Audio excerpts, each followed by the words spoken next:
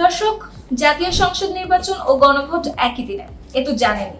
আচ্ছা, ওই দিন তো মোটামুটি বাইক, ট্যাক্সি সহ গণপরিবহন বন্ধ, কিন্তু মেট্রো রেল?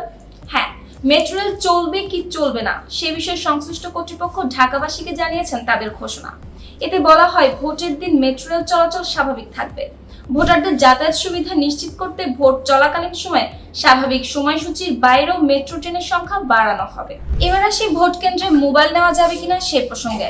৮ ফেব্রুয়ারি রোববার ইসির এক প্রজ্ঞাপনে ভোট কেন্দ্রে ৪০০ গজের মধ্যে মোবাইল ফোন নিষেধাজ্ঞার খবর বের হতেই সামাজিক যোগাযোগ মাধ্যমে শুরু হয় ব্যাপক হইচই। শিয়া বাটার ও ভিটামিন ই সমৃদ্ধ লিলি বিউটি সোপ, তারুণ্যময় উজ্জ্বল ত্বকের জন্য। রিমার্ক। একাধিক রাজনৈতিক দলের প্রতিবাদের মুখে নির্বাচন কমিশনের সেই সিদ্ধান্ত থেকে সরে আসতে বাধ্য হয়।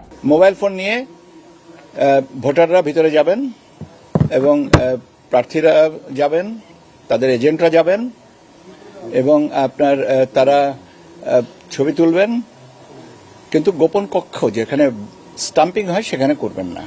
তবে ভোট কেন্দ্রের গোপন কক্ষে মোবাইল বা ক্যামেরা ব্যবহারের বিধিনিষেধ আগের মতোই বহাল রয়েছে।